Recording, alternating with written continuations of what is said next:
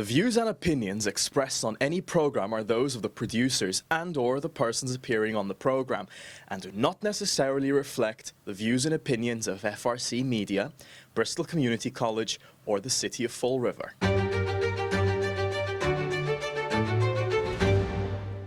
Rosa, thank you for joining me to talk about what's happening here at the First Step In. It's been a while since we caught up. Let me just ask you, what's this winter been like for Steppingstone and the First Step In? You know, we hear that the problems with homelessness are not getting any better. What's been this winter like? It's been challenging.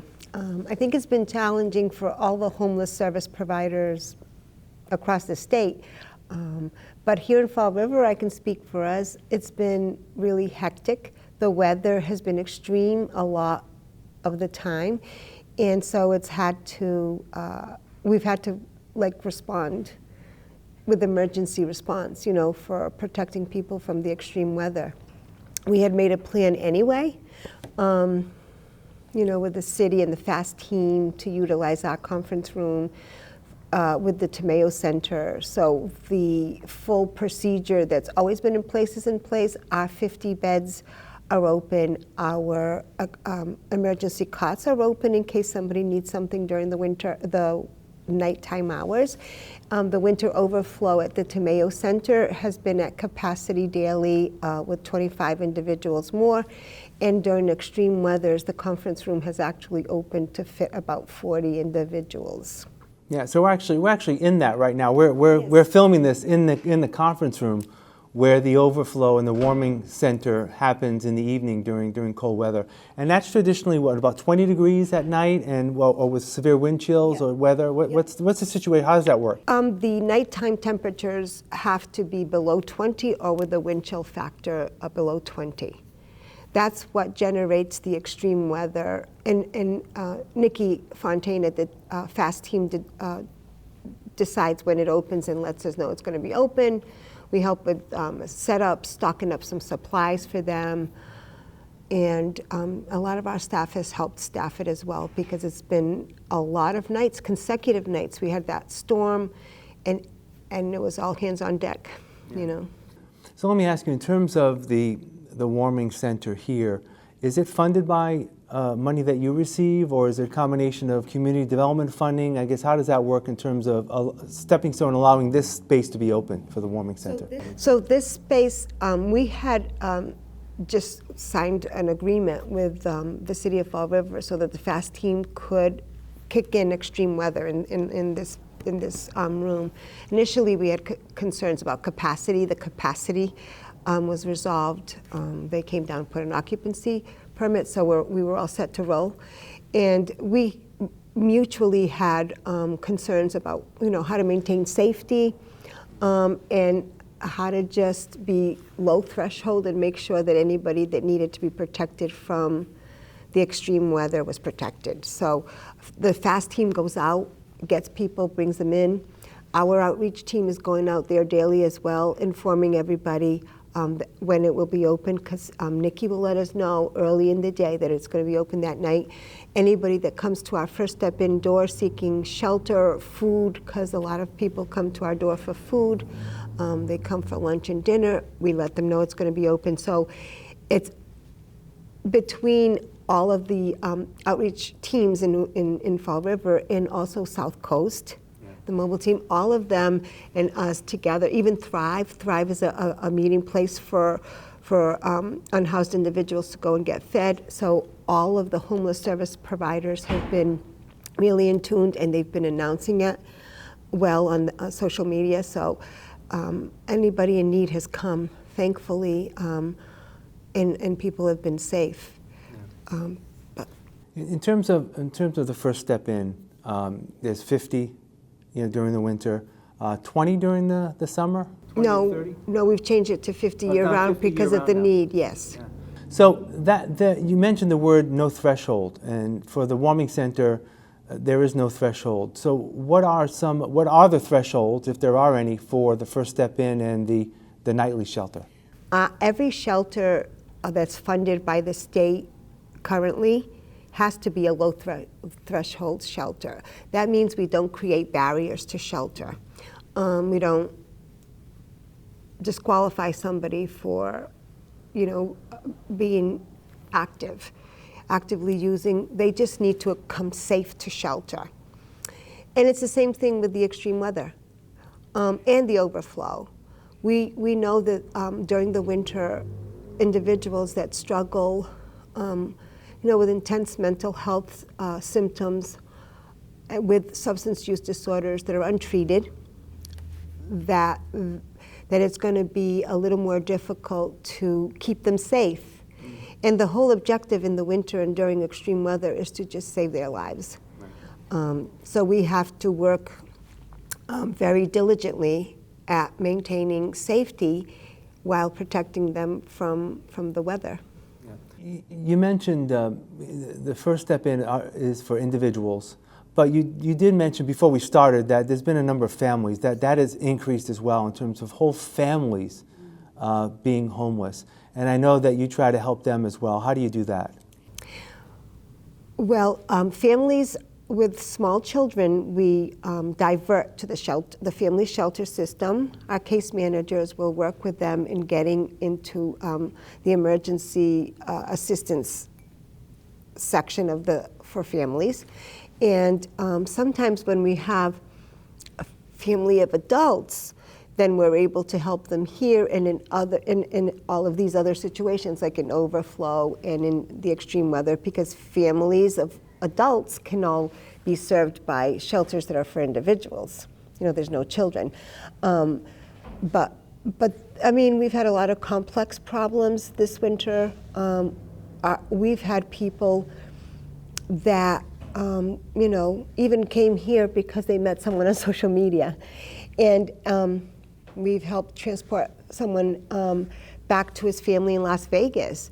There was a brother waiting for those individuals, and he had secured a job for the head of household, and they went down just by, it's every individual situation is so different.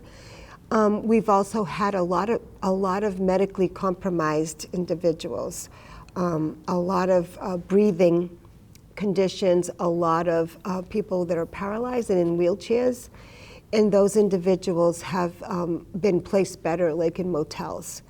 In motels, especially if they're immobile, they can be there comfortably. They can have some of their needs met without having to take their wheelchair out of a conference room and go around all day, or go up to a warming center at a church that might not be wheelchair accessible. So every situation just really involves a lot of teamwork, So let me ask you, one of the things that, I want to just dovetail a little bit into the first step in. I know there are always attempts to get those individuals into some of the other programs here at Stepping Home, the supportive housing and the residential rehabilitation program.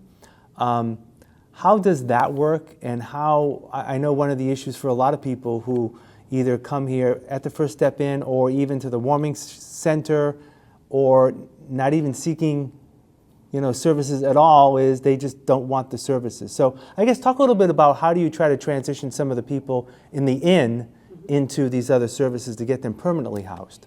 If they've somehow gotten into the First Step In and have secured a bed at the First Step In, we offer intensive case management through our CSPHI case management services, and those services are specialized in securing housing. That case management is specialized in securing housing. So what we do then is start working on housing plans. We review what their housing barriers are. There's a lot of eviction history sometimes, not for non-payment because of affordability. Some of them may have a criminal record. Some of them may just have never lived alone at all because they're all of a sudden young adults that are homeless in shelter. So it's really very individual. But what we do, we have a coordinated entry system here for all of the housing programs. So immediately when somebody enters our system, we try to complete a SPDAT. A SPDAT is the application for the HUD-funded homeless service housing programs in our community. So we complete one of those because those are subsidized, and those they'll be able to afford. And those programs are not based, we'll look at a query and say, we're going to work on that. We're going to work on substance abuse. We're going to have case managers that are going to help you make some goals that are going to, like, break your cycle of homelessness, and you can return into, from that program, you can go into independent housing. That seems like an easy task, but the housing inventory is so low that that's affordable.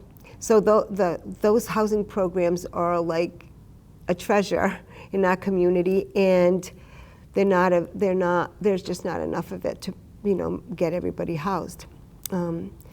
We're trying to move people on from those programs into independence so that we can make those resources available for others.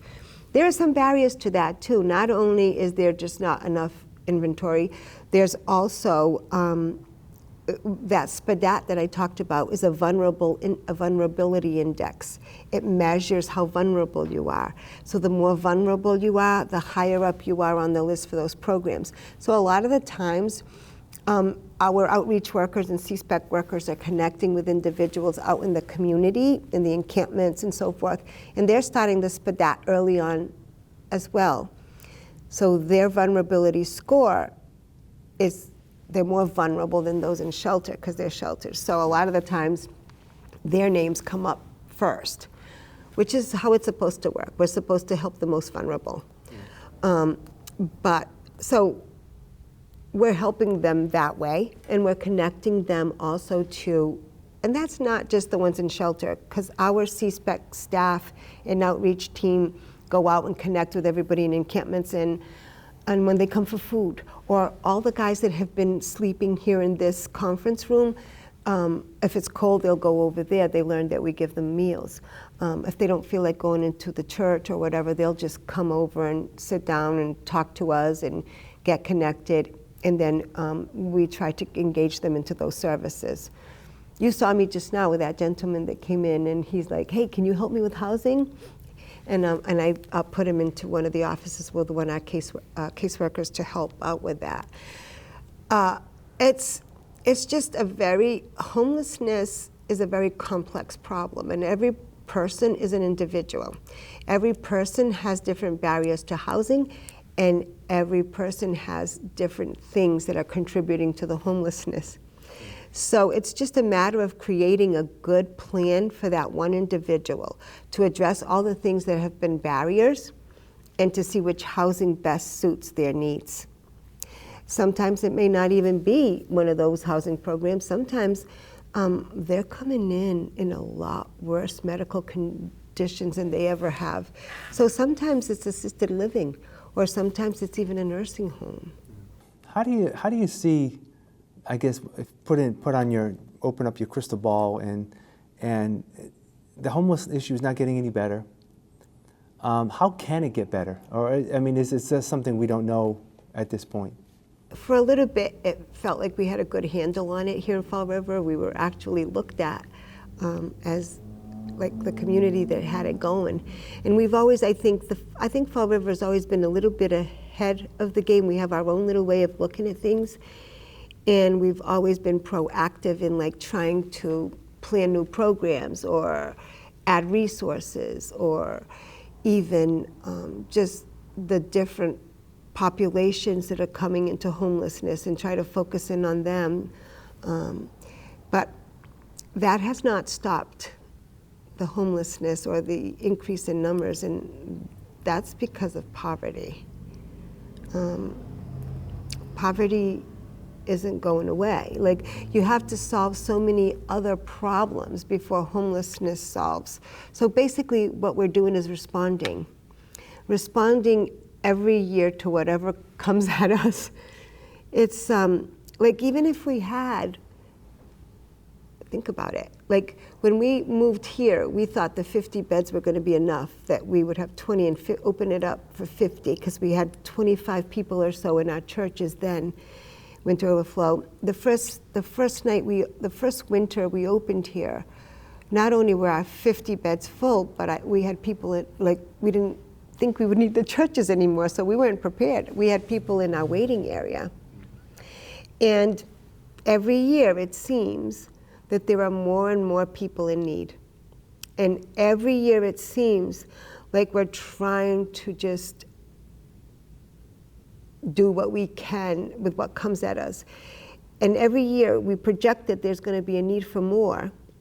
We reach out, to the state, our state. The Executive Office of Housing and Livable Communities is an amazing organization. They manage the homeless, the state balance for homeless services, and they are, they're advocates of the homeless population and their needs, and they're swift to create different proposals at the last minute to respond. Like last year, they meet with us monthly. They meet with every shelter provider monthly or homeless providers, and they'll get the data they need from us. They get monthly reports from us. They know what the data is, and when winter came, they said, we need shelter expansion in our state. They put a proposal out for shelter expansion. You could be creative.